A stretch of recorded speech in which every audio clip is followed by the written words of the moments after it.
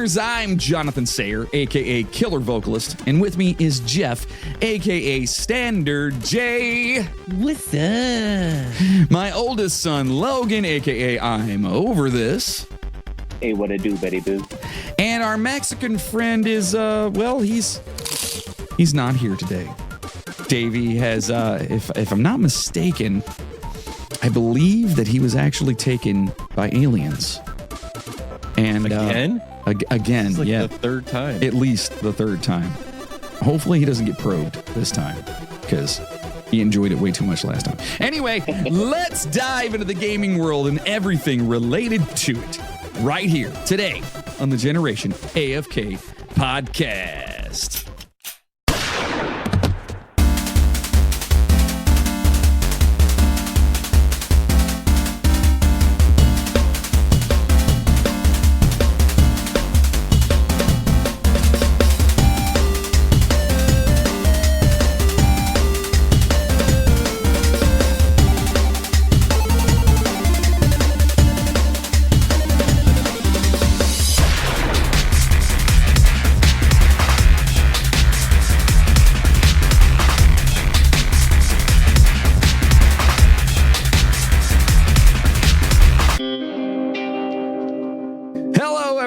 Thank you so much for being here. If you're new, hey, welcome to the show. If you're a returning listener, welcome back. We are the Generation AFK podcast, where a bunch of old guys kind of sit around and try to figure out what the hell's going on in the gaming world. And Logan tries to teach us, but makes us just dumber than we were when we started. Anyway, welcome to the show. Today, it's going to be part 2 of building your own, I guess, PC, right? Because you can't really build your own Mac, because, I mean, I guess you could, but I don't know how that, anyway. You could back in the day, not now. Yeah, everything's so, you can't even upgrade the freaking, like, RAM on it now.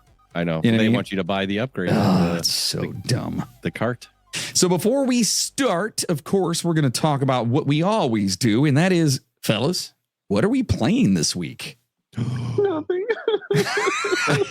Logan's playing the adult life, right? The career of an adult life. So Logan, go ahead and let everyone know what's happening. I tried to play Elden Ring, the new DLC, but I can't. My damn laptop doesn't play it. It's so sad. So sad. I get freaking 20 minutes to myself yesterday after this horrible ass day of traveling. Back on with work. Life is just a freaking mess. Go to sit down and play this game. It boots up. Everything looks beautiful. I go to play and I die within 3 seconds. And then I'm like, oh, that's pretty normal for that game. But I didn't move. I didn't do anything.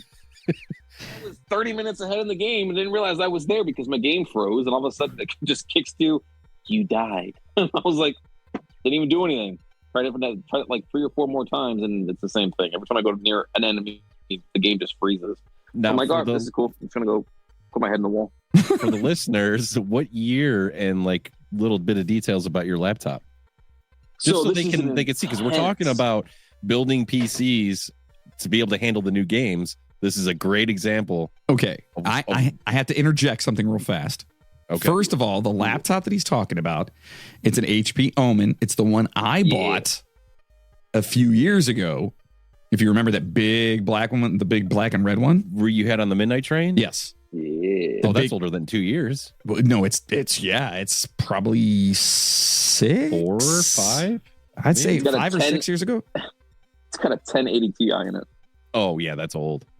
Yeah, it's got a 1080 Ti and an i7 8th gen. Which is hilarious because as we're talking about stuff, and if you go back to the first episode or whatnot, that thing cost me $2,500 when I bought it 5, 6, whatever it was years ago. And I gave it to him to, as he was helping me out on the other podcast and whatnot. And he was taking it with him, whatever. And this thing looks like the hoverboard from like Back to the Future. It's awesome. It looks awesome. No, it looks awesome. Biff's hoverboard from Back to the Future is what it looks like. The Mad Dog? Yes, that's what it looks like. And it weighs as much too. It has to, probably more. The thing has to weigh probably 8 pounds? Yeah, so heavy. It's stupid. It's huge or whatever. So it was great, whatever. But yeah, that's what he's dealing with right now. Now, is that something that's upgradable, Logan? Can you go in and put a new graphics card in that? I could, yes. You have to be able to solder, though. I don't have the soldering equipment. I can solder. I just don't have the equipment to do that. And I don't I don't feel like taking it apart, putting it together again, and fingers crossed that it works. Laptops are so hard to upgrade unless they have upgradable parts on them. And they do sell a upgradable kit for laptops, but it's just as expensive as buying a freaking brand new one nowadays. It's ridiculous. And we should note that laptop GPUs are significantly different than its predecessor for the desktop. Correct. Like I mentioned last episode, so on my desktop computer, I got a 3080, okay? And it can handle my streaming, content recording, everything all at once in ultra quality. It's great for 3080. Upstairs on my Alienware laptop, it's got a 4080, which is new. You think it would blow away this one? It's almost identical. Yep. So you got to think if you're going with a laptop instead of a desktop build, or you're going to buy a pre-built laptop, it's whatever video chip they're putting in there. It could be the next generation, but odds are it's going to be the equivalent of the previous generation. Yep. Because think of the size. Like we mentioned, a regular GPU for a desktop is big. Like it takes up the whole width of your case. Yep. In a tiny laptop, it's just the chip itself. It's a little chip. So you sacrifice the processing power, the memory, the cooling, all that stuff. Yeah, unfortunately. Yeah, well, you're going to have to figure that out if you want to play your Elden Ring there, bud. He's got a solid plan. Tell him about your plan. Ooh, what's the plan? I plan on standing in the corner asking for people for donations, as well as... It's a good plan. Good plan. Yeah. Well, he mentioned a Steam Deck, which we've talked about in the show. I plan on saving up some money and buying a Steam Deck, which is basically like a Nintendo Switch, but on steroids. You're able to play any and all PC games that you have. It's basically a PC in the size of a Switch. It has controllers, a touch deck, all that stuff, but the processing power built into it is like that of a small PC, like a laptop, but just is able to actually play and perform with the big boys. And if you're not real familiar and only here for the comedic banter, which welcome. So Steam is basically a site, I guess you'd say, that is where you can get most games nowadays. And if you have a Steam Deck, you can literally play every game in your Steam library. Well, not all of them. But really? I didn't know that. Yeah, they have to be verified. Oh, really? Some aren't. Yeah, some aren't. So you could go and get that thinking you're going to play a game and then be like, wah, wah, wah. That sucks. Now you can go to Steam, and on their site, they have Steam verified titles, and you click on that, and it'll show you all the games that are compatible with it. Okay. Which I want to say it's a high percentage, right, Logan? It's got to be, what, like 60, 70% at this point? Yeah, it's pretty big. It's pretty rare to find a decent game that doesn't work on it, I guess, or a newer game, I should say. Yeah, basically when it comes down to it, it's most of your games that are solely based around the keyboard and mouse. Like if you are able to get around that fact with it, or if it has compatibility with multiple different inputs, then your Steam Deck is definitely going to work with it. I have yet to see a game that works on a controller that doesn't work on Steam Deck. Well, you can dock it too and hook a keyboard and mouse up to it. Correct, yes. Now, can you take that and actually like transfer it, like what you're viewing or on the Steam Deck, to like a TV or something? Or a monitor. Yeah, it's got HDMI. Oh, awesome. Just like a Switch. Yeah. Hey, legit, just a Switch. Hey, Steam and Steam Deck, sponsor us, because apparently we're talking your stuff up right now, bruh. Give us a couple. We'll do some video reviews. Absolutely. Bruh. Send us one. Steam. Mm-hmm. Steam. I'm going to keep saying it. Steam. Right. Or Epic. If you want to come out with your deck and then, beta test it with us. Oh, is Epic trying to do one? I'm sure at some point everyone will, because what do we have? The Asus ROG Ally? You have the Asus ROG, you have the HP Logic, you have the Steam Deck, and then Lenovo. Isn't there a Lenovo? Or no, it's Logitech. You mentioned it. Logitech, yeah. Doesn't PlayStation has one too, right? Well, PlayStation had one. Oh, you can play. That was one of the first ones. You can. I forget what they call it. You could get an app on your phone, and you can remote play on your phone screen, and they make an adapter controller that you can put your phone in the middle of the pads. So basically your phone acts as the PlayStation, and all it's doing is you're cloud gaming, right? So your phone's connecting to your system and displaying the picture through your phone screen. And the controller is wireless, so you don't need anything for that. It's called VMware. It's virtual. You're playing everything on a virtual desktop on your phone. It's crazy. It's next generation. Amazing. Why did you just become like an old Italian guy when you said that? Because he's in New York. Yeah, I am. I'm in New York. Hold on.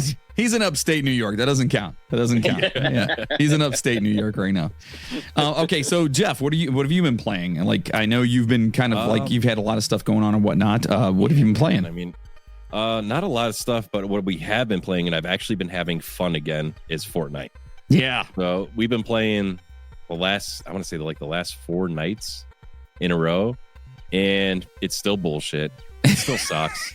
But you know what? Somewhat fun too now. That's what I've been playing as well. And I will say that I'm not a big fan of like everyone in the cars with the rockets and the machine guns and stuff. But there's way less OP stuff going on than it was last season. Well, they evened it out. Have you got the 50 cal yet? No. Oh my God, dude. They have a 50 cal sniper now. Oh. And it will pierce through the car. So if you're up on the hill and you're sniping, okay. Well, yeah, when we play again, I'll get you one because we get them all the time. All right. You can actually, if you aim good enough, you can snipe somebody through the car and kill them like one shot. Beautiful. The car just goes. Beautiful. Yeah, it's actually, surprisingly, I got 2 crowns last night just playing. Yeah. And this is coming from the old man who, before I was dead, before I even hit the ground. You know what I mean? So it's been fun. I have been playing that as well. But also, dude, I'm still rolling on Horizon, man. That game is still going on that. Yeah. It is. I tell you what, dude, it's a lot harder than I thought it was going to be. I thought it was going to be just like kind of your dumb like role playing whatever. But it's hard, dude. I just came up on this mech cat thing. Where you had to like, dude, it was just, dude. Oh, and there's so much to that game. There's so much to it. It is so intricate when you're playing, and like how you have to make your bows, or not bows, but your arrows, and like different types of arrows and stuff like that. It's just super cool. It's really cool. I really enjoy the game, and I have to thank Logan for giving that to me to play. So it's a great game. I got to mention one more thing about Fork Fight. So, okay. Oh boy. We've kind of taken a break from it for a while, and we were playing Warcraft, and then I got 17 level 70s, which is stupid. I need to go touch grass, right? So I finally burnt out on that for now, and I'm like letting that sit till the expansion comes out. I got everything I need for it. I got everything I wanted to do, so that's kind of done. So I jump back into Fortnite, and I start playing again with my wife and her sister, and then our nephew occasionally. And I've taken such a long break from Fortnite that everybody's beating me in kills, and it's pissing me off.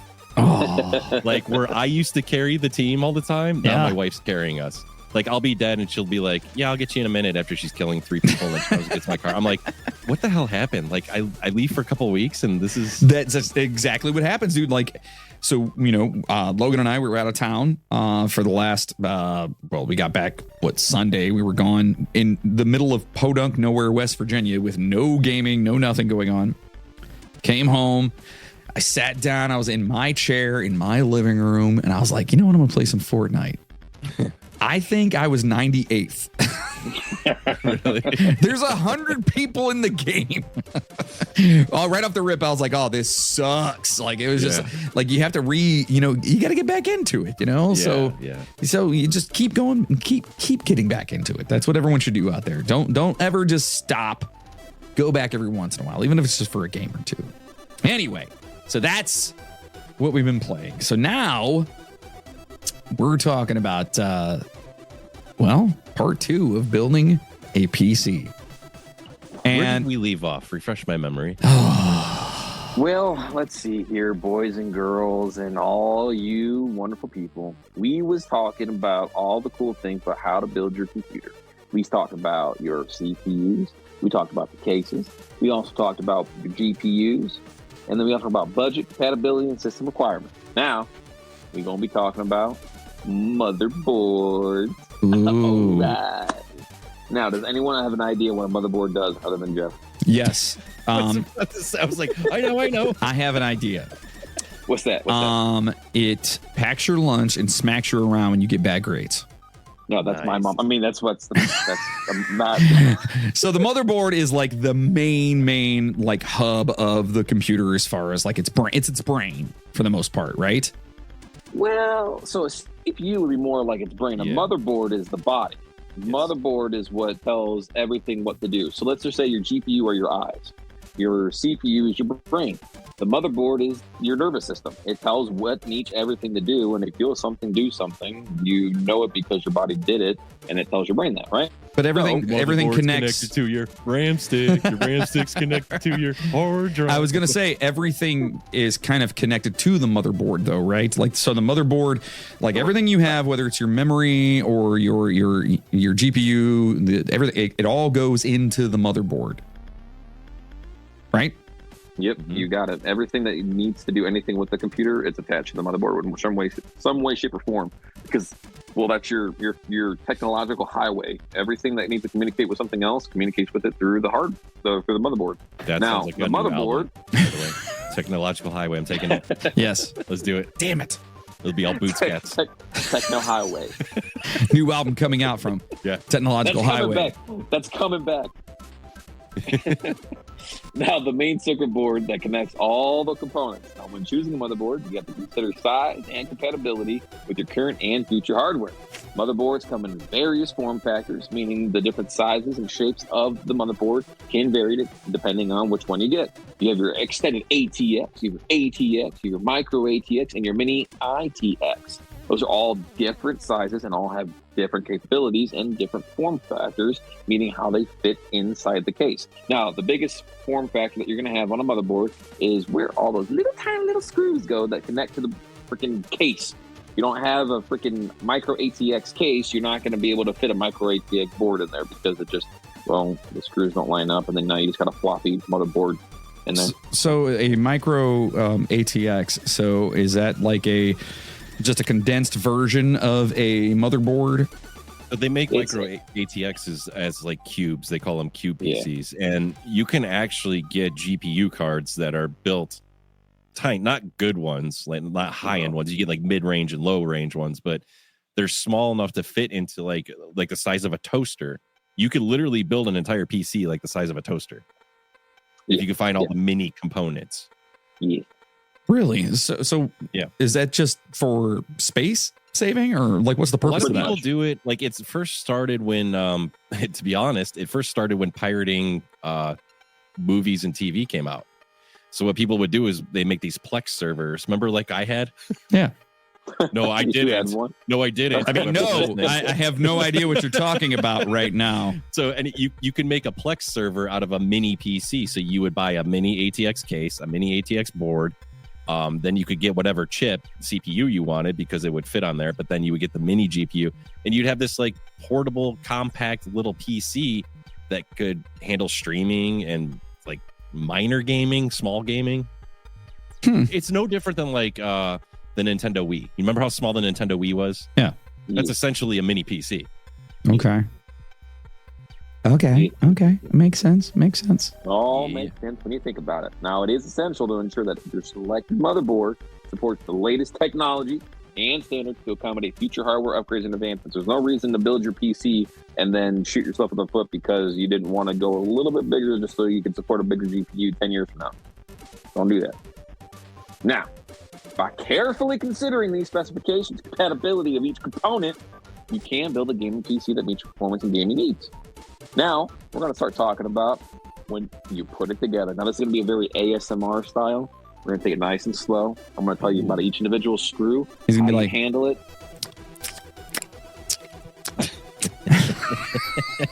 Well, he's discussing it. He's like, and then you turn the screw.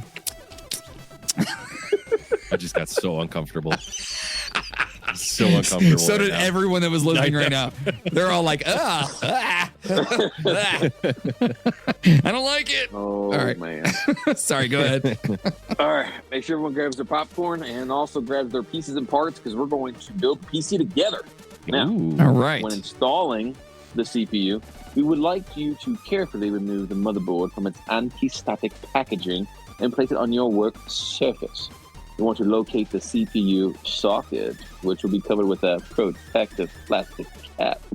Okay, so Davey, that's what Davey forgot on his build. Remember, he talked about Yeah, he did. He forgot to take that piece of plastic out after it was all built, and he fired it up.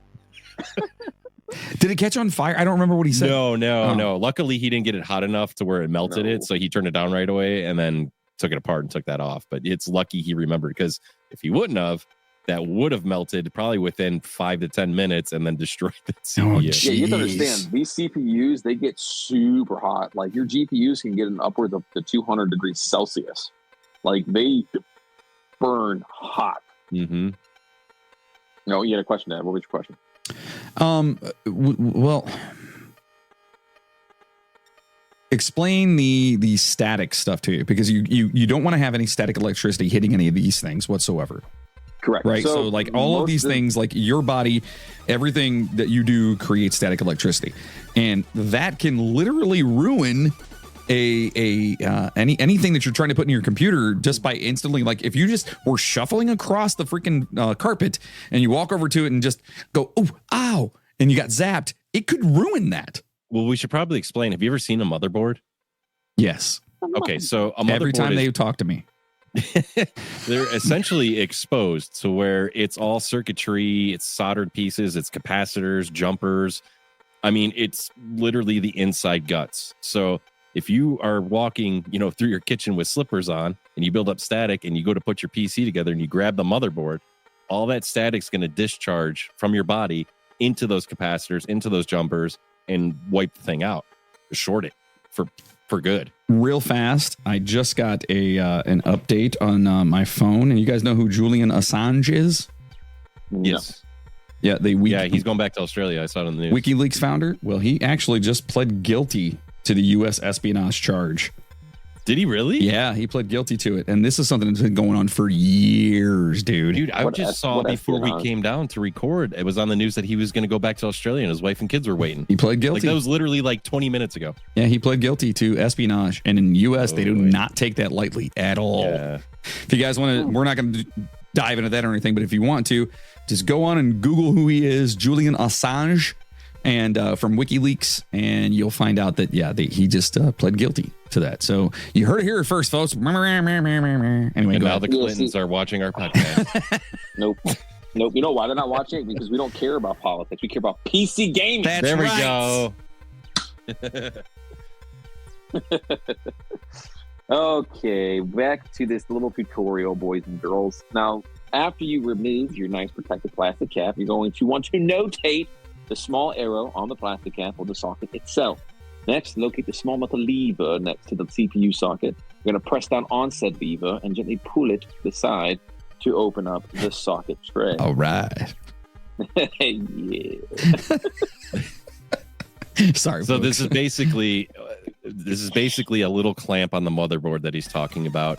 And the reason why you have to clamp it with the lever, because you have to get those pins very, very deep into that motherboard socket. So you can't just like set it on there and let it go. It's got to crunch in there, right? Yeah. You got to hit it deep. You got to get until it hits something, right? It's going in and you finally hit something. You don't want it loose. You want it to hit the back wall. When it hits the back wall, you got to go deep with it. You whisper, you have to go. You feel it? Does it feel good? Then you close that lever. Right. And if you have to, just spit on it. It helps. No. You can thermal paste it. Oh, that's what I meant. Yeah. Yes. No, don't thermal paste the pins. That's thermal bad paste. too. Jesus Christ. I hope there's a bunch of nerds that got that. They're like, oh, okay. Sorry. Oh man. You guys are just too funny. Now, once the CPU is seated correctly. Once it's seated correctly, after you hit that back wall and you close that lever, make sure you lower it down and back into place. Now, it might require a little bit of force to reduce that lever, but seating the CPU should not require force at all. Yeah, now, so in reality, it should literally, like, as long as you have the correct one in there, and you'll feel when it sits in there. It'll click. Yeah, you'll hear that click in there, and it's such a satisfying feeling. It really is. Like, and whenever I've replaced anything in my old PCs, which I usually screw up, but like that feeling of just when it gets in there, whether it's RAM or whatever it is, you just get that little in there and it's like, oh yeah, it's good. And then you shake it and you do the old man thing. We're like, it's not going anywhere. Unless you're Davey and there's no click and you keep going. Because the plastic's still on it. Yeah. Oh, okay. Sorry. Now, if you want to install an M.2 SSD on your motherboard, we got to locate said M.2 slot on your motherboard, which is a small horizontal slot with a tiny screw directly across from it. Now, there are varying sizes of said M.2 slots, meaning how far away the little piece goes into said M.2 slot and where your screw can go. You have a half size, full size, and you can have an extended size. Okay. Question. When did they start having that capability? When did PCs actually have that where it was in there? So like, obviously it doesn't come with that, but they have that capability. When did they start doing that? Well, so you went from disk drive, the old school spinning disk. Yeah. Right. Yeah. Then from that, you went to SSD, which was essentially a flash drive the same size as the old hard disks. Then after that, and this was probably what, Logan, like 5 years ago they came out? Well, for the M.2s? No, it was almost 10 years ago. Has it really been that long? Mm-hmm. God damn, life goes fast. Anyways. Yeah, 2012, 2014 when they came out. So those came out, and those are like the size of jump drives, like the flash drives you get for backing up files.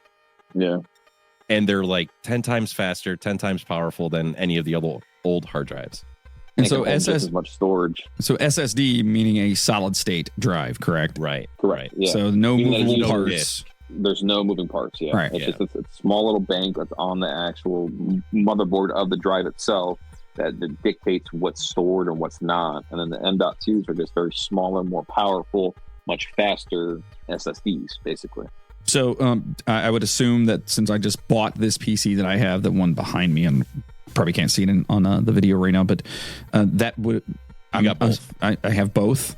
Yeah, most of those are both. So you'll have a SSD, the big drive for backup. It'll probably be like your drive D or whatever your backup recovery is. Mm-hmm. And then the OS and the majority of your stuff are on the M2 because that's the fastest speed. Oh, okay. All right. Yep. Now, after you've located the M.2 slot on your motherboard, you want to, gently push it in. Now, if you do have trouble finding the slot or plan to install more than one M.2 SSD, make sure you refer to your motherboard's user manual. They will let you know where it is on there. Now, you're going to want to use a Phillips number 0 screwdriver to remove the tiny screw positioned across from the M.2 slot. That is a very, very small screwdriver for very, very small screws. Like you will lose one of those in a heartbeat. I've done it so many times. In bold, in my words, on my little script that I have, it says, and be careful not to lose it. Because they are tiny. Tiny. So tiny. Now, gently slide your M.2 SSD into the slot. Do it slowly. Do it. Dosimo. Just like what? That's True Lies, man. Come on now. That's a True Lies reference. Great movie, Arnold Schwarzenegger. I've seen that forever. Yeah, sorry. We do that all. No. Anyway, just go ahead. Now, once fully seated, it will stand off the motherboard at about a 35-degree angle. Now you're going to want to push down said SSD M.2 and replace the tiny screw to lock it into place. Now, please remember the following steps for installing the CPU cooling memory and conducting a test run outside the case. You're going to need your motherboard with an installed CPU cooler, thermal paste, and the CPU cooler manual because, we all like to read around here. Now, there are different types of CPU coolers available on the market. Make sure you consult your instructions and manuals and all that fun stuff to know exactly what you are working with. Now, specific CPU coolers, they may require a certain mounting bracket. Depending on your cooler type, motherboard may come with the bracket pre-installed. You might need to remove it if your cooler does not require one or replace it if it uses a different style bracket. Ensure that you handle this before installing the motherboard inside the case because, you don't want stuff just floppy all over the place. Now, some CPU coolers already have thermal paste pre-applied to the conductive material on the CPU, while others do not. If your cooler does not have a pre-applied thermal paste, you must manually apply it before you mount it. Now, to apply thermal paste. Okay, explain real fast what thermal paste is. It's another album we're doing. From Technological, what is it? Highway. Yes. Yeah. That's our first song off the album. It's a single. Thermal paste. So, thermal paste is it's a heat. Is it dispersing? It's supposed to basically take two pieces of metal contact and apply a medium in between. That way, it kind of disperses the heat a little bit between it, so it's not just hot on contact. But it's also conductive, though, right? Do you know what the electricity? Have you ever done? Because you went to school for diesel mechanics, right? Yeah, me, yes. Yeah, you know car wiring. Yeah, like when you have the wiring harness for cars. Yeah, you know how they use that. There's some kind of like I don't know, like an oil. It's in a little pack. It's an oil-based thing that you kind of coat the wires with. Yeah. I know what you're talking about. Yeah. It's almost like an oil paste. It's kind of essentially the same thing. Okay.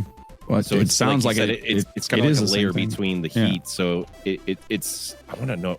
Well, if that's the case, then it probably is meant for so it doesn't become. So if like any electricity or whatever happens to each other, it doesn't stick.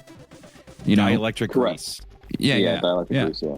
So that's similar to dielectric grease. Okay. Yeah, it's supposed to make it so the two pieces of metal, which is obviously your CPU and the motherboard, have in contact. It's meant, or the CPU cooler and the CPU itself. There's two pieces of really flat metal.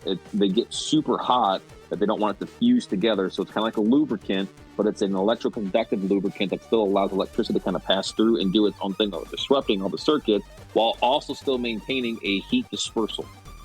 And there's a right way and a wrong way to do it, by the way. You could do too much and break it, and you could do too little and break it. So you want to just squeeze the whole tube out and then take your finger and just right on top. That's it. A little bit. There's YouTube videos all over the internet on like people doing it and showing. Yeah.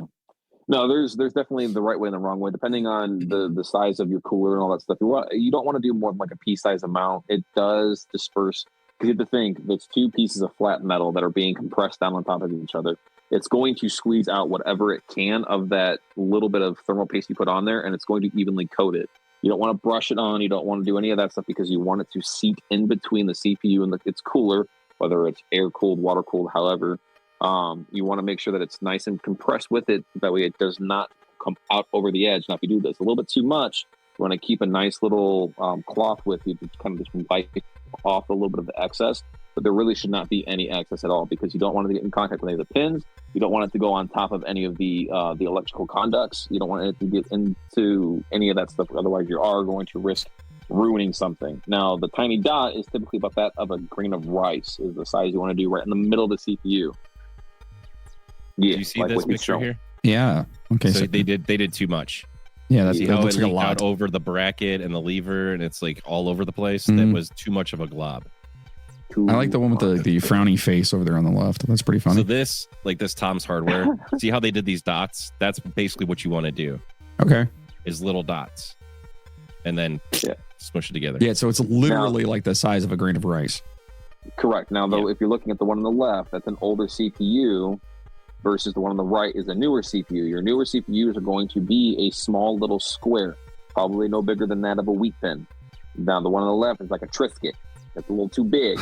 You got to put a little bit of thermal paste on the Triscuit, or on the wheat bin, it's just a single dot, little grain of rice. You can do what he's doing. You can spread it. I don't recommend. No, this is what is that guy doing? First of all, he's got the plastic, so he's putting a thermal paste over the plastic. That's Davey. And he's spreading. You shouldn't spread it like that. Yeah, this is a bad picture. Is Davey showing us how to not do things? I don't know. This is how not to build a PC. Yeah, that's too much. Here you go. That's way too much. Yeah, so you want like a little dollop. And then we'll spread to this. Yeah, and let it kind of do its own thing. Okay. Right. Yeah, you don't want it all over the entire CPU. You don't want it just in the tiny little corner. Whoa. Somebody put the whole tube on there. That was bad. Yeah, don't do that. That's gross. And don't take it off and put it back on just to make sure you have enough on there either. You have to just kind of have to roll with it and believe that you did what you did was right. Look. And if it's wrong, you just don't do that.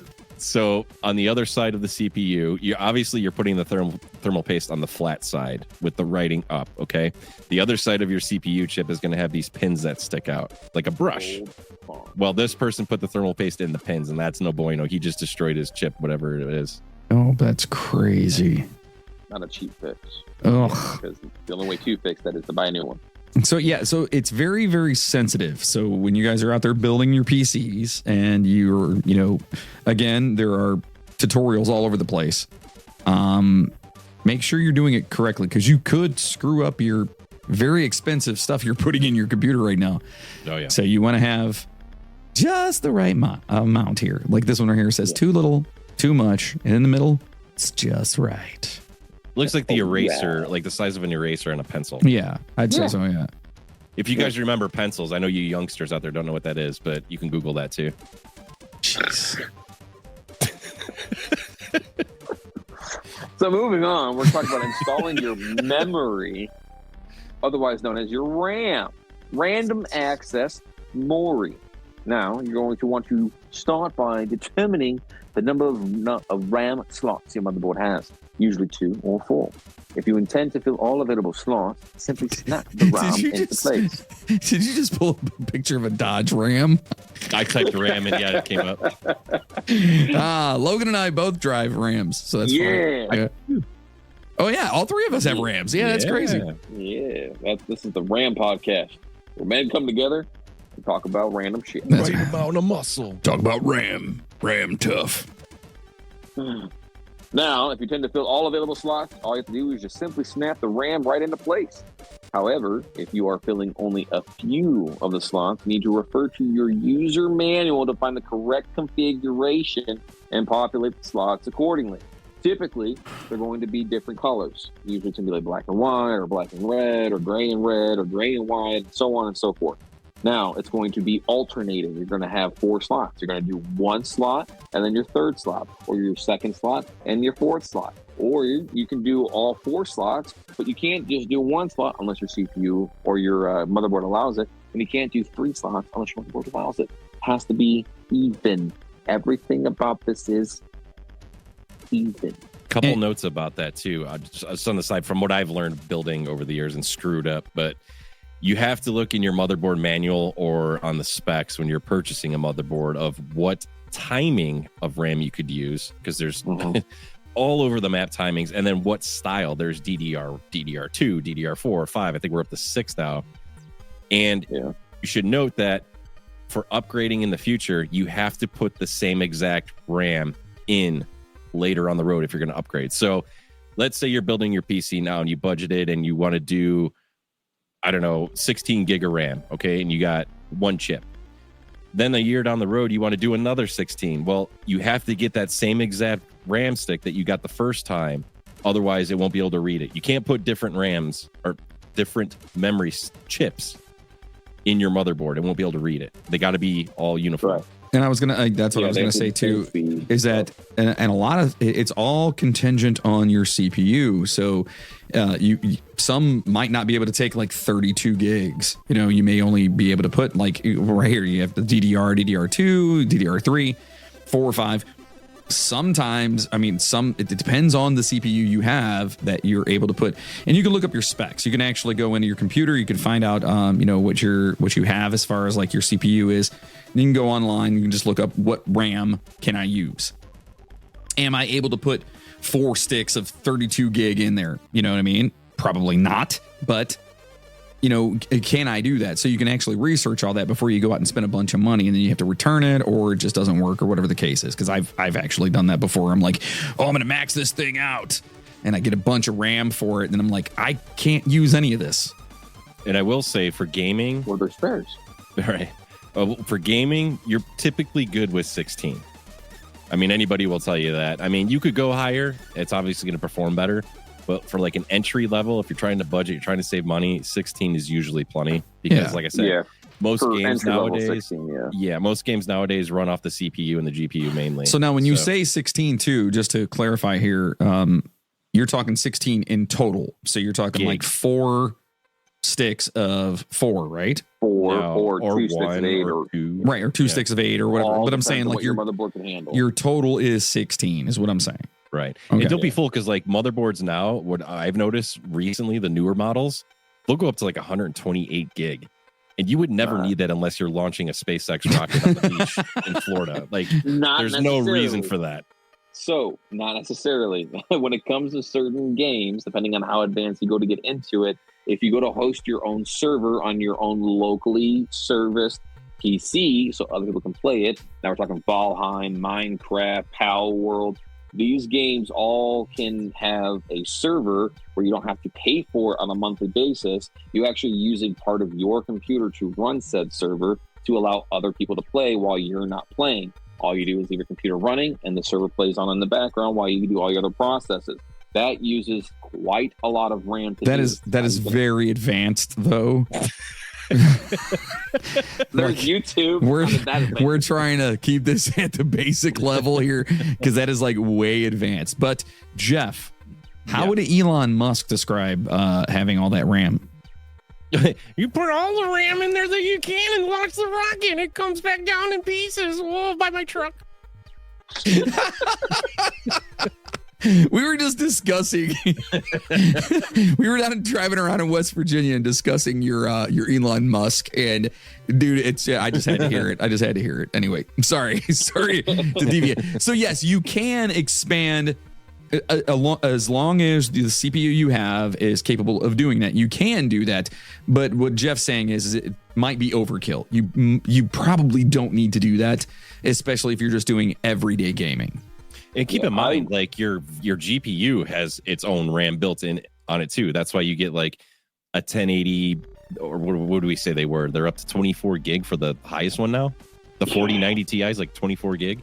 Yeah, they range typically on average like 8 and 16. Yeah, that's crazy. So your GPU has its own memory, so it doesn't even have to pull from your RAM sticks. You know what I mean? Yeah, that's wild. No, yeah, the graphic processors are a lot more advanced, and therefore the graphic processing unit also has its own allocated RAM, but it's other processes you have on in the background as well too. And a lot of games like Elden Ring, Shadow of the Erdtree has a lot of really a lot of sprites that are moving all at once, so it needs a brain that can support that and process it. Therefore, it needs its RAM to have its memory shortly allocated towards that, so it can kind of be the buffer. So it's not all just on the CPU and the GPU. So you need a good mix of all three of those: RAM, CPU, and GPUs that all have good, decent memory on them. Now, you don't need 32, 64, 128 gigs of RAM. But it is smart to do at least more than the bare minimum that you see for your rating of CPU and GPU. I always recommend at least. We should note too that like a PS5, which is the newest, I guess, probably closest to a PC for console, they're up to 16 gig built in the PS5. Right. So you got to imagine like all the AAA games that you're playing on a PS5, but it is utilized a little bit differently. But I would say 16 gig is like a good safe bet. Like if you're trying to budget and you want to put some more money into the GPU or something else, you could get 16 gig of RAM for pretty cheap nowadays. Yeah, and the RAM is one of the easiest components on your PC to upgrade later. Oh yeah. Like for my instance, I started off with 16 gigs as well too, and then I started to do servers on my own and started to do a little bit more advanced gaming and had a lot more processes being allocated on my computer at one given time. So that way I was like, I'm pretty much at like 95% of my RAM amount that's allocated for everything that I'm doing.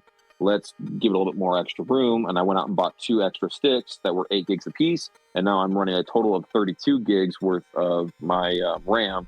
And things are a lot smoother on my computer. I can run 3-4 games if I wanted to at one given time, as well as stream, as well as be on Discord, and probably, this podcast as well to the exact same time. I'm not saying I've done that before, but no. Looking up on the line right now, you can actually get 64 gigs. That's 4 sticks of 16 gig of 10600R RAM. I don't know if that's the speed. That's the speed of it. So the speeds go in brackets and they vary. What you want to look for is when you get your motherboard, you want to look in your manual and you want to see what it allows. So it'll say right in their motherboard for the memory slots, it's capable of using DDR5 or DDR6 or DDR4 at 720 to 5000, whatever the speed is. It'll give the megahertz or whatever that's on there. Yeah. So right now you can actually, like, if you look around, like, it's really not that expensive. You can get let's see, some DDR3, 2 sticks of 16 gig for 32 gig or for gigabytes total, for about $35 online right now. Yeah, and that's super cheap RAM. It's a little bit lower speed, but it's still good quality to have if you wanted to boost it up. Now you can go fancy and you can get RGB freaking lighting on your RAM. Baby. You can do the true gamer methodology, and if it doesn't have RGB, it doesn't work. That's totally possible. You can totally do that. We're going to pay a little extra just for the lights and colors and flashes and awesomeness. So once you get all that stuff allocated and figured out, I do recommend doing a simple, quick test run outside of the case before you secure everything in there just to make sure everything runs. Now, in order to do this, you're going to want your motherboard with the CPU and CPU cooler installed. You're going to want at least 1 or 2 sticks of RAM installed, your GPU and your power supply installed, as long as a PC monitor. Now, this test is quick and easy. Recommend doing this in a nice electrostatic free environment. That way you don't risk ruining anything that you have. But this just makes sure that what you have component-wise will work once it's all secured inside your case. Now, since you've installed the CPU and the CPU cooler, you're going to want to conduct this test run. This test is significantly more straightforward to perform and troubleshoot before everything is installed. Now, to do this, you're going to want to install your GPU and connect everything to the power supply. If you need help with installing the GPU, just refer to what we're going to be talking about here in a little bit. Now, ensure the power supply is connected to the motherboard. Now, some CPUs have 8 pins, 24 pins, and I think now we're up to 56 pins or some crazy stuff like that now. Yeah, the newer cards are... Oh, are you talking about the CPU or the GPU? Yeah, the CPU. Yeah. Some of them, I think the last one I built had 3 different connectors that I had to connect from the power supply. Yeah, like there was the 24-pin original old school. Yeah. Then you had like a mini 4 one that would power CPU fans and stuff. You had to plug that in. And then there was another one for like jumpers. Yep. And a lot of those little pins as well, too, can be used for RGB lighting for other things as well, too. There's a lot that you can do now with these. So Logan, everything's plugged in. Real fast. You're freaking me out with your hand back because your hand keeps disappearing because of your background. It's kind of freaking me out. You guys can see the video. We'll post that video up so you can see this. He's in and out of the matrix. Yeah, Logan is actually in a hotel in New York right now and has a fake background, and his hand just keeps disappearing. It's so weird. My hand is no longer here. Yeah, it's so weird. Sorry, go ahead. Sorry. Now, some higher-end motherboards, they do come with power buttons, but most do not. In the absence of a power button, locate the power switch pins, which are small pairs of prongs sticking out of colorful nodules. The power switch pins may be labeled power on. To turn the motherboard on, use a screwdriver to tap both power switch pins at once. Little, kind of like old school cars. If no one's ever worked on any of those. Now, after the test run, some motherboards actually have like a power on button. Yeah. Wow. Okay. Yeah, it's actually all it is. It's those 2 small little pins with a button attached to it that is soldered together. Now, some of those actually still have the power on portion on there on the edge of the motherboard, but they don't have a button for you to press, so that way the 2 contacts coming together to create that, start the connection. feature. Yeah. So yeah, the connection. So that's where you use a screwdriver to kind of have that nice metal solidified connection, so it kicks everything on all at once if everything's plugged in. Okay. You were talking about the plugging into the certain jumpers or whatever for all the stuff for the case. Yeah. That, in my opinion, is the worst part about building a PC. It always has been for me. Yeah. Because you have to look in the manual that comes with the motherboard, and then there's depending on your case, like the different options on your case. If you have USB, you have front audio, you have to connect all of those separate wired jumpers on certain spots in your motherboard. And it's like a map you have to figure out. That's the worst part, I think, in building a PC. It takes the most time. It's the most frustrating. It does take a very long time, and you do have to refer to that manual a lot. So I do recommend making sure you go step by step and kind of read over everything before you just start jumping into it. And the mouse broke on this. That's awesome. All right, cool. That's a $1 million idea, by the way. We should patent We should come up with a universal cable plug, just like the power supply, for every case that's sold. And it's just a universal clip on every motherboard. So it's just one thing, and it's all the bells and whistles instead of doing the individual ones. That is cool. Now Why couldn't we do that? You're talking about redefining the computer technology scene. That is doable. But we're making it easier. Yeah, but trying to get computer companies to buy into that because everyone needs to be freaking special nowadays. What does that mean? So it means everyone has to have their own proprietary cable, connector, everything. Yeah, I know. Yeah. That way you buy, you spend more. It's so stupid. Everyone has to be freaking special. Anyway, so the amount of power supply, because we're all, hey, hold on, let me back up a little bit. Test run. Turn off the power supply and wait for any LEDs on the motherboard to go dark to ensure no residual power is in the system. Then uninstall your GPU, unplug all power cables before proceeding with this next step. Now, the amount of power supply. Real fast, that is a very important thing too, is that your computer can hold on to its electrical charge. So like anything inside of that can actually do that. I mean, actually any electronic device can do that, where it can hold on to a charge. And if it doesn't discharge that, it may not even work. And you may think, oh my God, this thing's broken. I just had this issue with this stupid refrigerator I have in my house. It's a Samsung smart refrigerator, whatever. Power went out while we were gone this past week. Get home, everything's spoiled, smells like shit. The breaker wasn't done or tripped or anything like that. And so I call Samsung and they're like, just unplug it. Let it sit for about 5 minutes so the electricity can discharge inside of it, and then plug it back in. I'm like, there's no way that it shorted itself? It's a protective thing to it. So if there happens to be a large charge from electricity or like lightning or anything like that, if it goes into it, it doesn't want to like destroy itself. So it shuts itself off. And if it's still plugged into the outlet, it doesn't know if that outlet is safe.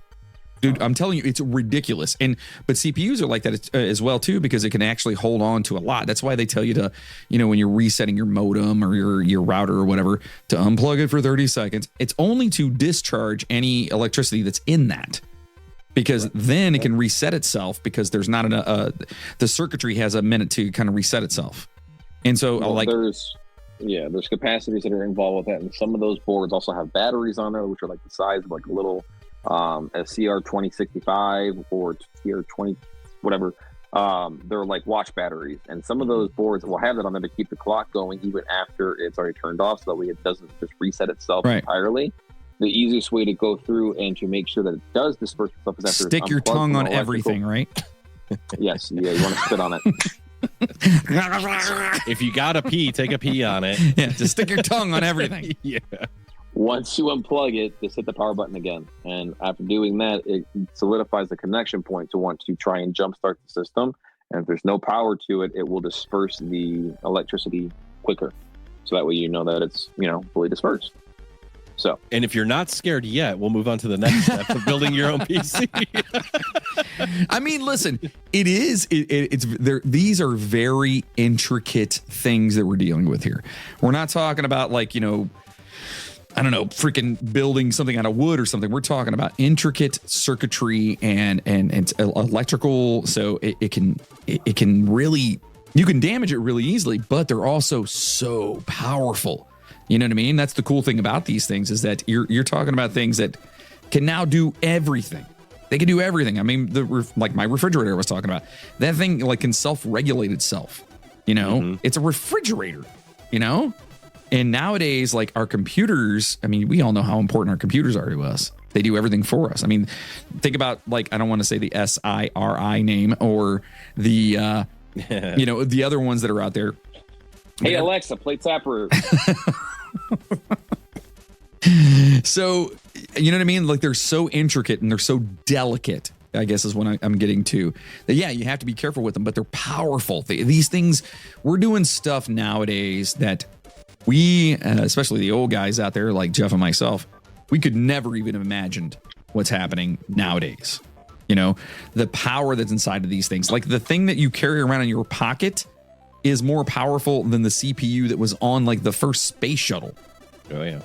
You know what I mean? Like it's just crazy. So yes, it is scary, but when you're done with it and you do it the right way, you're gonna have so much fun with it. Sorry, that's just you just reiterating. Go ahead, Logan.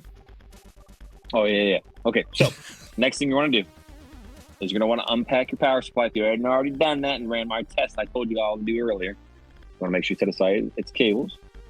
And if it's a complete or semi-modular unit, make sure you note that, because sometimes PSUs will not come with power cables and you'll need to buy those in order to plug into it. And therefore, you're going to run those because they have different lengths, different pins, all this fun jazz. And now, check your wattage, because that's another thing that I've screwed up in the past on builds. Yes. You want to look at your GPU, and typically your CPU and your motherboard and all the other components and the fans, it doesn't really draw a lot, but the biggest draw is the GPU. And they'll tell you on the specs when you're looking at like a 4080, they recommend, I think it's like 850 watt power supply. Yeah, it's ridiculous. Yeah. So you want to make sure, because if you don't meet that, your GPU ain't going to spin and ain't going to work.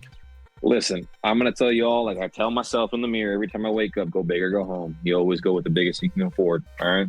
1,000 watt, 1,200 watt, 1,500 watt, go big or go home. All right. So now identify the location within the case where you're going to want to put that PSU. Now, typically, it's near the bottom and towards the back of the case. Now, once you determine the orientation of your PSU, it's best to orient it so that its fan is facing outside the case through a vent, because the PSU gets hot.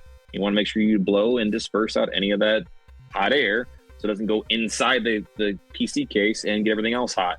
I've done that before, unfortunately, and made things worse. Now, if the case has a vent on the bottom, the PSU can be mounted upside down for much better airflow, depending on the orientation. Obviously, you're going to want to use the same screws that came with the PSU to securely attach it to said PSU and its case. Now, if you're using a non-modular or a semi-modular PSU, you're going to want to run the attached cables through the case to their intended locations, utilizing any cable management features available in case of organized cable routing. Next up, we're going to be talking about installing your motherboard. If your motherboard comes with a separate I/O shield, a rectangular metal sheet with cutouts for the motherboard's ports, you're going to want to snap that into place in the back of the case, ensuring it's oriented correctly. Once that I/O shield is in place, carefully position the motherboard. There it is. I don't have a mouse. It's not working. So I have to smack the I love how we're trying to tell people how to build a PC, and yet his computer's not working. It's perfect. It's perfect. It's fine. I can't play Elden Ring. I can't do a podcast. Oh, it's hilarious. Carefully position your motherboard, ensuring that all cables are appropriately routed to their designated locations. Align the motherboard with the I/O shield and use a Phillips number 2 screwdriver, not number 0 like we were talking about before with the M.2s. Yeah, don't go out and get your DeWalt impact gun and be like, oh, this is what I bought this for, because you're going to shred it. No.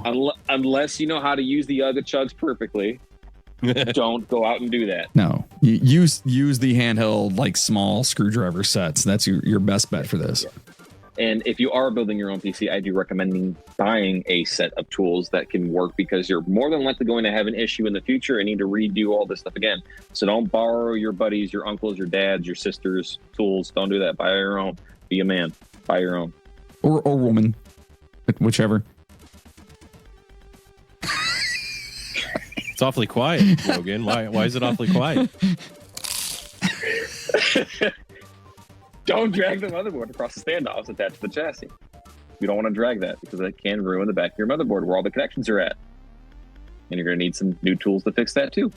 Now, the number of screws required to mount said motherboard will depend on the board size. But a full-size ATX motherboard typically requires 9. That's 9er. That's 1 above 8, 1 less than 10 screws. You're going to want to install all screws in all available screw holes. Don't leave one out. If you lose one, go out and buy another one. You're going to lose a screw every now and then. It's just, you know what? For musicians out there, it's like dropping a guitar pick in an acoustic guitar. Yeah, you're going to do it. Yeah, like it's just going to happen. You are going to do that. But they're super cheap. You can just go pick up another one if you have to. Yeah, you're already building a PC. Why don't you just buy a whole bunch of screws? You know, I'm going to relabel this entire episode. Just go buy a PC. Right? What did I say at the very beginning of this? I prefaced this whole thing. I said, you know what? nowadays the pre-builts are the way to go. Yeah, because it's a lot of work. It really is. It really is. It is. Yeah. But if you're like a hobbyist or like you're really anal of how you want your stuff, you could go this route, and it is fun. It is rewarding. Like when you build it and it's running and it's running good, you're like, oh man, I did this. Like this is cool. Yeah. But the first one, the next 5, it's like, all right, it's kind of annoying now.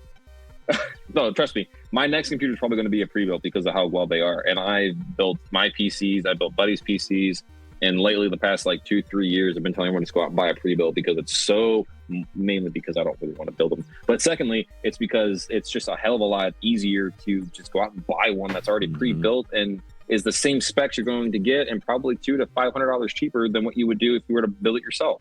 So what you should do with this, other listeners, is stop listening to this episode. No, and buy a new PC. No, you should know about all of these things in case something happens to crap out. Okay, correct. So if you need to replace your GPU, your PSU, your CPU, your RAM, whatever it is, you have to know how to do all these things and to be meticulous about it and how to like what it all means and everything. That's what this is. It's supposed to be more informative than anything else. So. And correct. Sorry for scaring everyone away from from wanting to actually build your own. Yeah, even though it's called building your own PC, it's just gonna say. Listen, it's just gonna say building your own PC. Don't. I recommend with everything in life knowing how it works before you go out and buy it. Therefore, if you have an issue with it, you can fix it. You can fix it for sure. You break it and you buy a new one. Yeah, that's just how it goes. No, it's cheaper to fix things than just go out and buy a brand new. Especially if you're spending like $3,000 on a pre-built, and then all of a sudden something screws up on. If you can fix it and you know what those parts are. It's going to cost you way less. I mean, or upgrading. If you buy a pre-built in 3 to 5 years and it's past its time, you still have the case. You still have like the power supply that probably works, I would imagine. So you could literally replace components on your budget, as you get money to different things. Yep. Exactly. And that goes with other pieces of technology too, like fridges. You don't want to just throw out a perfectly good $3,000 fridge when you can just unplug from the wall. What about iPhones? You never know.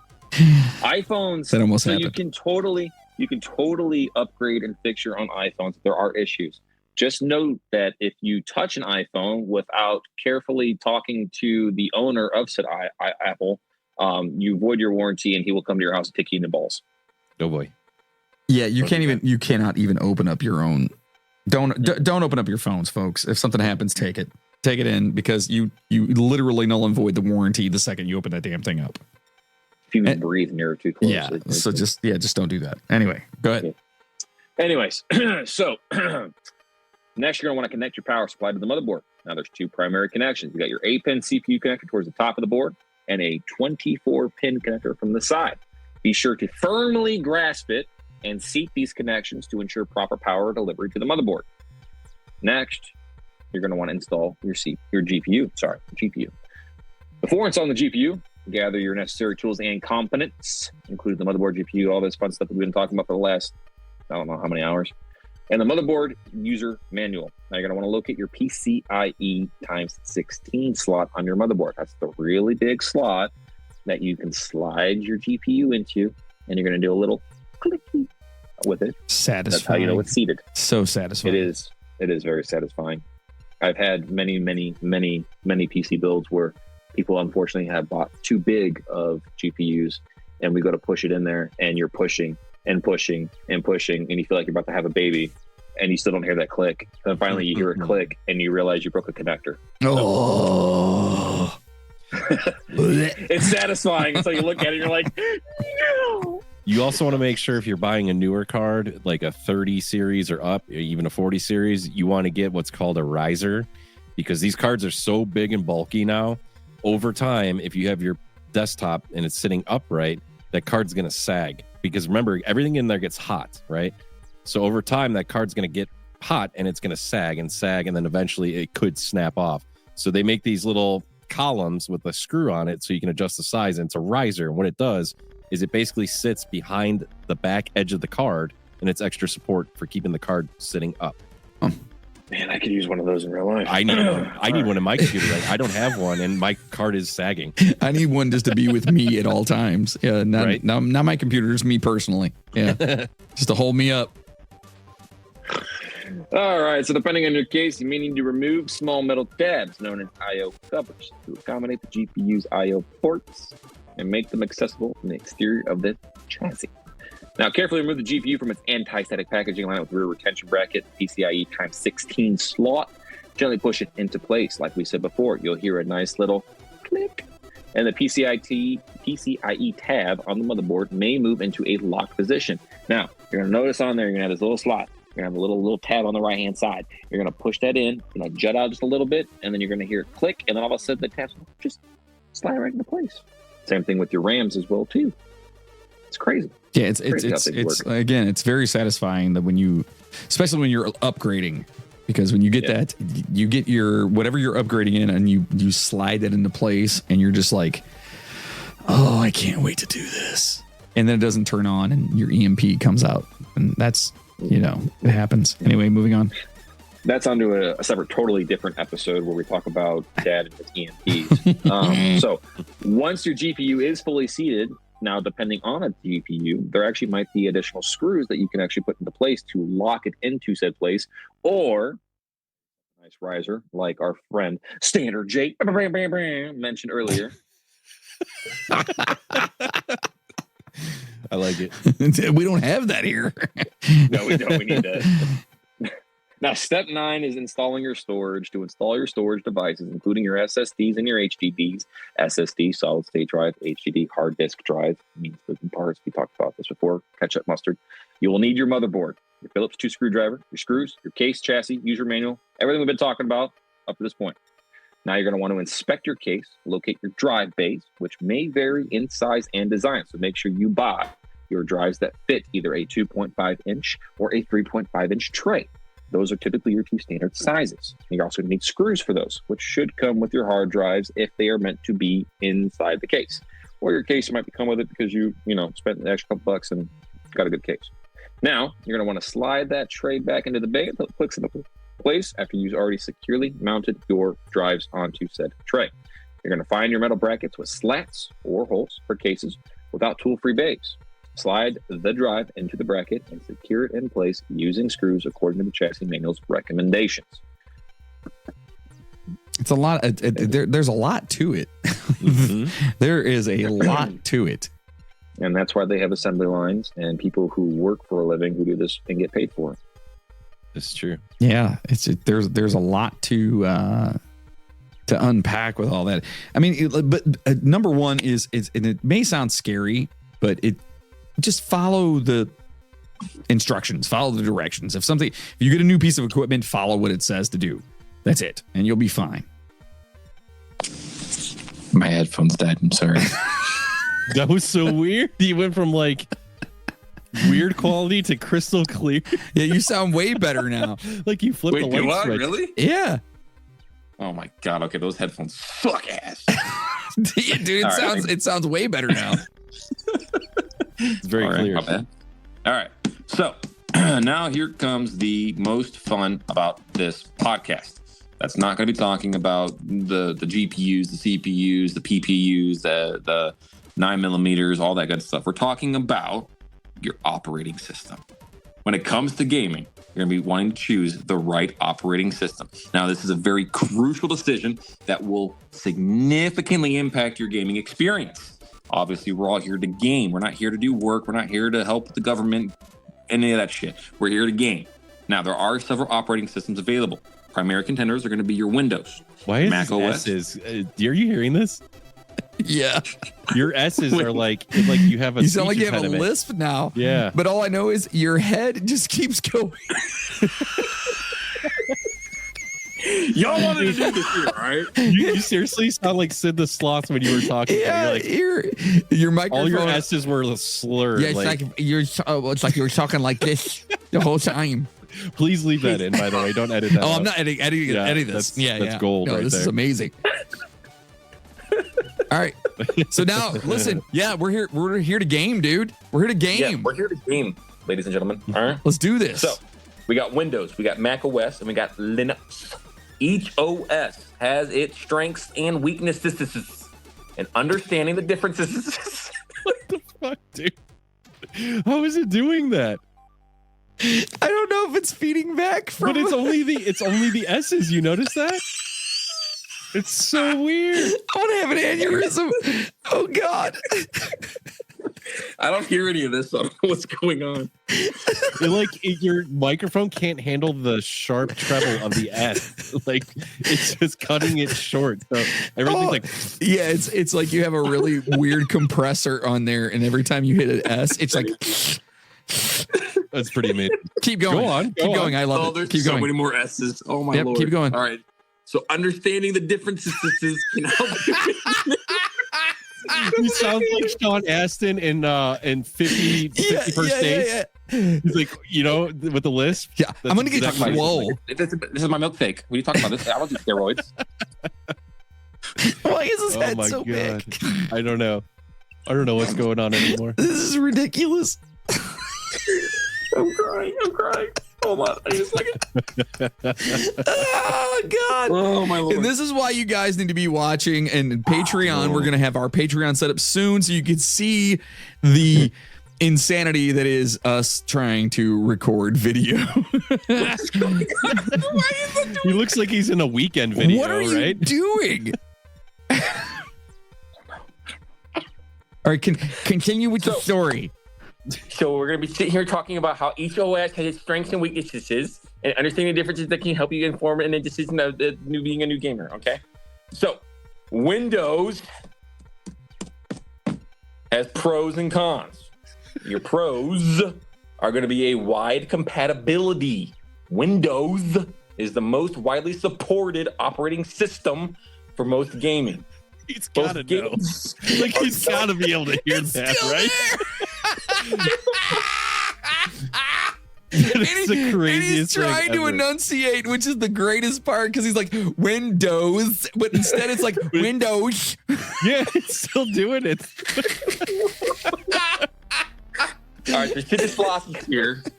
Oh my God. Sorry, go ahead. But yes, Windows does have for your OS systems, Windows it's everywhere. Everybody uses Windows, so you can do a lot more with it. Yeah. But yes, but most games are developed with Windows compatibility in mind, making it the go-to choice for most of your gamers. Now we got a couple more things that Windows does that other people really don't do right now. Now you got your optimization. Game developers often optimize their titles for Windows, resulting in better performance and stability. DirectX support. We can't, dude. We just can't. There's Windows supports DirectX, a collection of APIs. There's no way anybody can be learning and going on. It's too funny. All right, how about this? It's too funny. Oh We're gonna end this today right now, and we'll do a part 3 to finish things off because whatever Logan just did, he now has the worst lisp in the world. It's pretty epic. They do this every year. I can't wait for you to listen back to this when it posts live. You're gonna crack up. My throat hurts from laughing. Holy crap! Man. Like the second you took off those earbuds, it's just like everything's just very much like this. The entire time, this is what it sounds like. Your Windows. I didn't take my headphones out. I took my retainer out. Come on, Stan. Stop it. Oh, God. Oh, okay. That's pretty amazing. We're going to leave off on talking about OSs, ladies and gentlemen. I apologize for all the issues.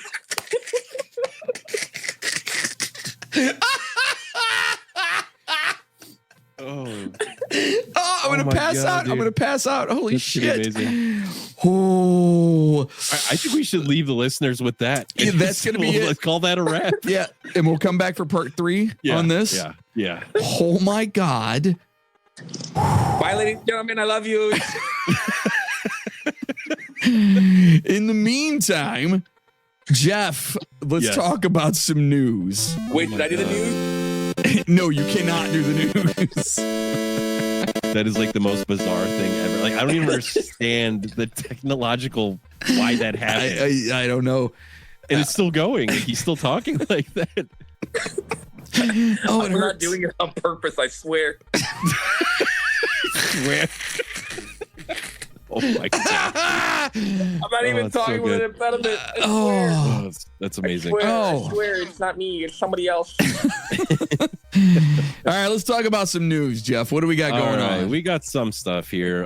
If you guys haven't caught the latest drama with Dr. Disrespect, which I'm very sad about. Oh, we were just talking about this before we started. Yeah. Yep. So he's been a famous streamer for a long time. Or as Logan would say, disrespect. Right.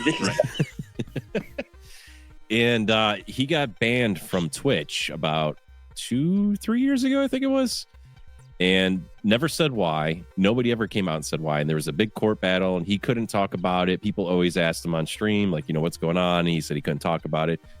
Well, recently, this week, a couple former Twitch employees broke their silence and actually leaked what happened. And so far, it turned out that he was sexting a minor, a 17-year-old girl, to meet up with at TwitchCon. That is not good, ladies and gentlemen. And he actually came out on Twitter earlier today and admitted that, yes, that happened. But he claims it never went to the sexual side. It was a business thing they were doing. That's what he says. So nobody knows like all the full details yet. This is going to be like breaking over the next couple days, but all the streamers are talking about it. All the YouTubers are talking about it. I'm personally bummed about it because he was my favorite streamer. And I hate to admit that with these allegations, but dude, he was the funniest. I mean, if you go back and look at some of his clips when he's playing PUBG and Call of Duty and even Fortnite, man, he made the funniest content ever, man. I laughed so hard I cried watching. He was my favorite for a long time. So this is a real bummer to me. It's like, oh man, really? That is right now everything's alleged. Okay, it is. And there's a lot of discrepancies with stuff, and it's very possible that maybe it was completely business related. Maybe, you know what I mean? However, as we talked about earlier, unfortunately, he does kind of have a track record. Yeah, so he came on stream before and admitted that he cheated on his wife, and then he took a break from streaming from like 2 months, and then like got help and counseling and whatnot, and he came back and he was like stronger than ever, man. He was getting like crazy donations. He like tripled his follower count. Right. So and he was doing great for a couple of years there, and then all of a sudden this happened. So it's like, oh. And everyone can make mistakes, all right. But however, it's the minor thing, and we'll find out as details come out to us and find out, and we'll let you guys know the second we hear anything. But I'm not a big follower of like streamers and stuff like that. But Jeff, I know you are. But I knew who this guy was, so that's actually saying something because I don't know who anybody is. You know what I mean? Yeah. So I knew who this guy was right off the rip, and yeah. So I guess we'll just find out like what's happening as details come out. I'm sure more is going to come out. Like, so he announced that he's just going to step away, and as of right now, actually, Turtle Beach hit their endorsement. So he had his own Turtle Beach headset. That's gone. They dropped him. He actually started his own game studio called Midnight Train or other. Midnight Train. No. And he was actually creating a new first-person shooter game to rival Call of Duty. He had been working on it for 2 years. Well, they let him go last night, and he was like one of the main founders of it. And then all of his other sponsors are cutting him. In saying that, is that them, these sponsors, just kind of like getting in front of it, or do you think they know more than what they're releasing publicly? I think it's more of the fact that he came out on Twitter and said, yes, all this stuff did happen, but to what extent? He didn't really give details. He didn't say like, I didn't know she was 17 or I knew she was 17. Like, there's no concrete details yet. So maybe they have some kind of what would you call it? They have some kind of word on it that none of us do yet, and that's why they dropped them. Or maybe they are getting ahead of it, just from bad PR. Who knows? I mean, nowadays everybody gets canceled for everything. Immediately. Even if the allegations aren't true, the second the allegations come out, it seems like these. Look at Johnny Depp. Look the big companies always just go, you know what, we're done. We're not going to talk to you anymore until it comes back, out that it wasn't true, and they're like, oh wait, we'll take you back now. Right, happens all the time. That's like standard protocol now. Yeah. So I guess we'll see what happens, but yeah, it's a bummer, man. Like I said, he was one of my favorites, and he was hilarious. So that's going to suck for him to be gone. But hey, if he did what they're alleging that he did, then yeah, he should be gone, right? Yeah, for sure. We're just going to brief through the headlines here. We won't get into too much detail because there's quite a bit. Next up, we got Atari 50 expansion adds over 30 games and new timelines this October. So I'm not sure. Oh, okay. Atari 50 is a game you could buy for Switch or PS5, and it's basically like an arcade library. So you buy the game Atari 50, and then you can play up to 50 different Atari games, like an emulator, basically. Okay, cool. So that's coming out soon for anybody who misses Atari, if you guys even know what that is. They had some weird games that you guys may have heard of way back in the day, like Pac-Man, Joust. Joust, yeah. Pitfall was amazing, yeah. This next one is for our boy Logan here. Well, maybe. Minecraft is finally getting a native PS5 version. Ooh. Yeah. PS5. So it's PS5 preview testing. It says, but if you own the PS4 version of the game, you could take part in the testing. So they're probably upgrading to the frame rate of the PS5 and the new graphics, the light shafts, like we talked about the RTX lighting and whatnot, the ray tracing. I'm assuming that's what they're doing. Let's see. Next up, new Elden Ring patch adds hairstyles, new inventory features. Wouldn't know. Balance adjustments. Wouldn't know. Yeah. He's so bummed out about it. Hopefully at some point, you'll be able to experience that. So for all you Elden Ring guys out there, you got some new content coming here soon. Other than that looks like it's pretty much it as far as worth mentioning for right now. So. Okay. Well, it is what it is, right? I mean, it's a slow day in the news, and Dr. Disrespect is hogging it all. Yeah. I mean, he's again, all the news articles. If it was him trying to hook up with a 17-year-old, then he should be like, you got to go, dude. You know what I mean? Let me ask you a question, though. If let's say that's true, but what if, and I don't know how they could prove it, but what if he didn't know? What if he thought she was of age? How would you feel about it then? Would you be like, oh, like, my bad, that sucks? I mean, there's a lot of... Would you still think, like... Okay, but you said earlier that he was... He's married with children. But, so, okay, but and also... he was unfaithful before. And you said he's like, what, in his 50s? Let me see what his age... I want to say he's like late 40s. Hold on. So, I guess... My thing is, let's just say she's 18, and that's legal. He's only 42. Okay. He's younger than me. That's still creepy. I thought he was older. That's still creepy. Yeah. You know what I mean? Being 42, and let's just say she's 18, and he knew she was 18, whatever the case is. That's still creepy. It's not illegal, but it's gross. You know what I mean? So this is him and his wife. That's a pretty current picture. There's another one. Why does he... Oh, my God. His full character all the time. Wife is just so tiny, and she's beautiful. He's 6 foot. He's very tall, but she's beautiful, man. Oh man. So, yeah. She's. You said she's a model, right? I believe so. Yeah. Again, I'm saying that either way, it's not good. Okay, if it was a business thing, then it should have went through the correct routes. He should have done everything by the books and not just like texting or email, whatever they were doing. So None of it looks good. If he didn't know she was 17, I mean, yeah, that makes it, I guess, a little. Well, it makes it not illegal at that point. Well, the reason I bring that up is because this is what all the YouTubers and streamers are talking about. They're all discussing it, but they're all like talking with their chat, and they're like, okay, well, how would you feel if he didn't know her age? He thought she was of age. Would that change your opinion? So that's what everybody's talking about online right now. Well, let me ask you. You're a fan of his. Does it change yours? For me, yes. It does. It would, yeah, because... You don't think it's still kind of shitty? Unfaithful is one thing, and obviously you shouldn't do that, but... okay, again, it takes the pedophile grooming. Correct. Take the legality out of things. Out of it, which is the disgusting part, right? Right. Well, not necessarily. Let's just say she was 17, about to be 18, but or even hypothetically, let's just say she's 18. Okay, he's 40. You said 42. Yeah, 42. Okay, and he's married with kids. Right.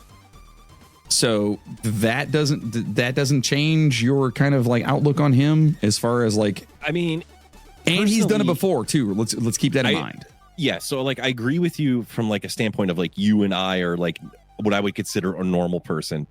He's like a multimillionaire and he's famous. So I could see how people like that, when you're catered to all the time and you have endless money and you're used to being a celebrity and a star, I could see where they could get lost in that, right? Wouldn't that make sense? I mean, look, it happened to Michael Jackson. It happened to so many people. To me, though, that gives them a pass. That just because you are rich or whatever, that doesn't mean you have the right to be a shitty person. Like, that's a shitty person, right? So whether if she's 17, if he knew about it, that is hyper gross and highly illegal. Right. So and we all agree on that. Right. And so I think pretty much everybody on the internet agrees about that. So you are now, that's and I get it that everyone's like, oh, it's some places it's legal, blah, blah, blah, whatever. It's still a child. Okay. Yeah. But it's just, if you look at it from a personal standpoint, and I'm not talking about his, let's call it art, what he does for a living that you enjoy. Take that out of it. Just like Michael Jackson, just like Bill Cosby, just like all these guys back in the day that people were they admired them for what they did. Okay. When you take that out of it, is that person a shitty person? Well, I would say probably yes. Right. So he's still a shitty person, regardless of what took place. He's still a shitty person. Now, he may be funny, he may be an awesome, streamer or whatever, just like Michael Jackson, king of pop, made great music, huge music, amazing music, and allegedly did what he did. And then Bill Cosby, well, he went to prison. You know what I mean? So what I'm saying is that it's really hard, and I think that a lot of people have a problem with being able to separate, disseminate those things. Yeah. Like, you can do that. You can still enjoy, like R. Kelly. You can still enjoy his music without. I'll be dead honest. If you told me that Dave Grohl ate babies, I'd be like, oh well, sucks for babies, right? I mean, I'd be like, oh, that's too bad. But too bad for the babies. You understand what I'm saying? Like, oh, yeah, that sucks. He should go to prison for eating babies. Right. But I still like his music. Right. Just like, I mean, so and people out there, they can't, again, disseminate between the two. They can't sit there and go, okay, well, it's like all or nothing. Oh, well, he's a bad person. I can't listen to or watch or whatever, anything he's ever done because fuck that guy. And that's what's going to happen to him. It's already happening. Correct. Now. And I get it. Fully unleashed yet. Yeah, I get it. I understand where people come from with that. But I feel like if people could separate those two things and go, okay, yes, he's a turd. You know what I mean? He has made some really bad decisions. And we don't know. Listen, we don't know all the details at all. This may come out that this guy is completely in the right and he didn't do anything incorrectly. And maybe he was doing this for a business thing or whatnot. Who knows? What I'm saying is, if what he did is true, then yeah, he sucks as a person. So my question to you, though, is if it came out that A, she's 17, B, he did do this, he was trying to hook up with her, would you still follow his content if he were to keep and continue doing it? No, I go back to the old ones where this was out of the picture. But I'm saying new content from here on out, right? No. Right. And obviously I would not support anybody that does anything. Correct. Like and that's from a moral standpoint. Right. And that's what makes you know what I mean? That's what makes a person just kind of like you said, morally, sound in that aspect. I'll still go back and listen to Michael Jackson's music from the past. But if it were to come out that he was okay, Bill Cosby, if Bill Cosby were still going, and we found out about all this stuff, I wouldn't listen or watch his comedy. I mean, he's like 370 years old now, and whatever. But I'm just saying, I wouldn't. You know what I mean? I wouldn't do that. Because there's a moral aspect, a moral compass to it. And I just think that if everyone can kind of disassociate the two of those, then you can kind of you don't have to boycott everything anyone's ever done just because they suck. Now, and not only that, there's an extent. I don't want to be jumping on these bandwagons. Correct. We don't know yet. Like, everybody's got their pitchforks and torches, and they want to kill Frankenstein every second they get. Well, that's the culture. I don't want to be part of that. Yeah, I'll have my opinion, and I'll I'll say, yeah, that's disgusting, or yeah, that's messed up, or, you know, that guy's a piece of shit. But I'm not getting in your social group, and I'm not getting together with everybody and posting this and that, and we got to do this, we got to do that. Like, it's none of my business, to be honest. Yeah, just okay. And on the other side of things, just like what you're saying, and I promised I wouldn't even reiterate this, but the Haktua girl right now, oh boy, she is everywhere right now. She's got merch now. Dude, there's people selling stickers for your car. I know about this thing, all because a girl, a woman, she's a woman, was out and about and probably had a couple of drinks in her, I would assume, and got video, interviewed by somebody, and she said something. All of a sudden now her life could potentially be ruined. And if it is good, if it does, like if her life does go, all of a sudden becomes this huge thing or whatever, it's off of something really stupid.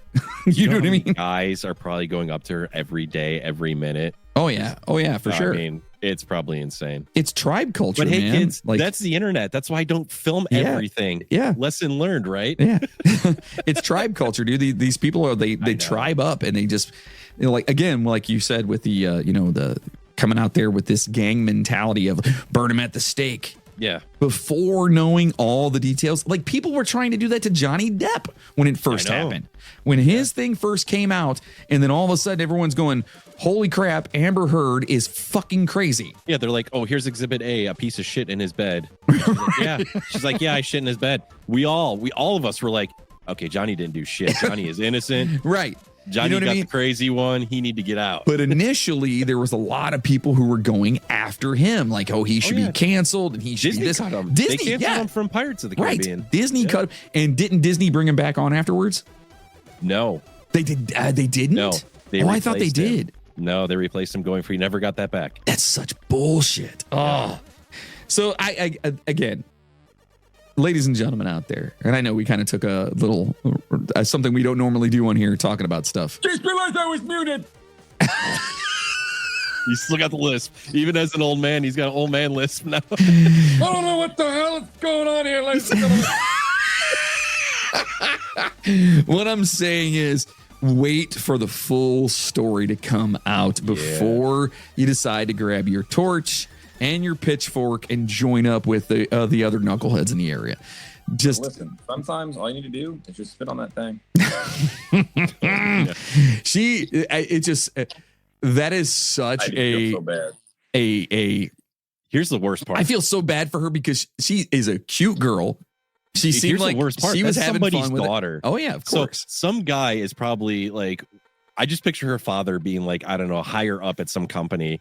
And he goes to work on Tuesday and everybody's just like, Hawk 2, hey, what's your daughter's phone? Like, he's got to live with that now forever. I have not seen this many memes about a non-celebrity in, I couldn't even tell you how long, dude. And I mean, it's everywhere right now. Oh, yeah. Everyone is talking about this. And I feel bad for her because she was just trying to be funny and have a good time and just make a joke. You know what I mean? And listen, first of all, if she is like that, then I commend any man that's with her and her for being sexually like whatever she wants to be. Second of all, if she's not, it was funny. You know what I mean? So either way, but now she's getting lambasted and putting all over. I mean, it was overnight. And that's. Well, look what happened to the double rainbow guy. What happened to that? Yeah, I remember the old hippie guy. Didn't he find like a triple rainbow one day?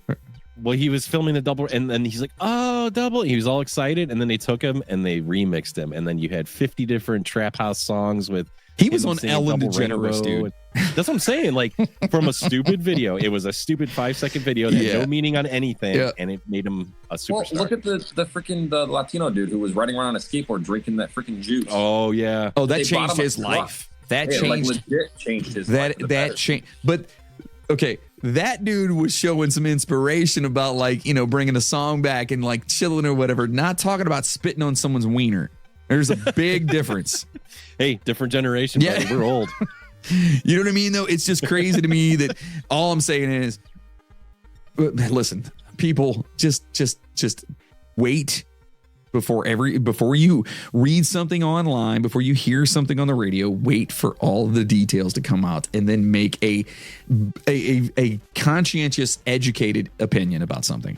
And while you're waiting, go to the store, buy a Nintendo Switch. Yes. That'll help you buy the time till everything's ready to be unleashed. Yes, because we own part of that shit. That's just how it is. So anyway, so that is part 2 of, man, what a weird episode this has been. Part 2 of how to build a PC. And truthfully, it's probably how to just go buy a pre-built, but we'll keep talking about it. We'll let you know all the peripherals and everything you need to know about, just so if you do build your own, you know how to do it. And if you have your own, you can fix it. Would you upload this and put the title in? Could you put PC building part 2 and then in parentheses put auto Lisp? Like auto tune, but auto Lisp? Yes, it'll say auto Lisp for sure. Because it's super sweet. It's super sweet. So thank you guys so much for listening. All right. Truthfully, we just, this is a fun time for us, and it's cool to talk about things that we enjoy. We want to thank you guys for listening, liking, subscribing, following us wherever you can. Please tell your friends and family about the show. Again, it's not all about the games and the game, whatever. It's us being goofy and having fun and listening to Logan have a lisp immediately after taking his headphones out. I have no idea what you're talking about. Please do us a favor. Leave us a 5-star review if you can, wherever you're listening right now. Just run over there right now and just go, I have a lisp too. You can say that. You can say that. Even if you don't have a lisp, just when on your review, just put, I have a lisp too. That's all you got to put. Too. Or don't put that. Don't put Haktua in there. Don't do that. I hate that I even brought that up, just because of how all over the place it is. Even though, watch, this episode's going to blow up now because of that. Until next time, do us a favor, please. Remember to join the Battle Pass, our Discord, because that's kind of where we let everyone know what's going on. We don't have a website or anything, so we just kind of let everyone know that's what we're doing. And all the socials, they're all that's nice that my mouth just decided to quit at the end of the show. All over the place. We do have a merch store that just started. And if you're wanting to get some merch, you can do that. Okay, just go over to generationafk.com, I believe. Yeah, you sent us the link. Yeah, I think that's it. If not, it's in a Discord. Get over there and figure it out. Yeah, it's brand new, so we're kind of like trying to like figure all the things out. We got a couple of cool shirts over there, like a knockoff Nintendo, a knockoff Sega, and a bunch. My favorite, the Nintendo one. The Nintendo one's cool. Yeah, I'm gonna get one of those. It's all coming together. And we have a bunch more shirts and merchandise coming up too, and you can get all kinds of stuff over there. Like, I mean, literally shower curtains, skateboards. I mean, there's cool shit over there you can get. And we miss you, Davey, if you're listening out there, buddy. We hope that he'll be back soon. He's got some stuff on his plate like we all do. That's what happens. That's life. It is what it is. At least he did not say Haktua in a video. As far as we know. He may have, except to be in Spanish. Lastly, remember that old gamers, listen, we really do have feelings too.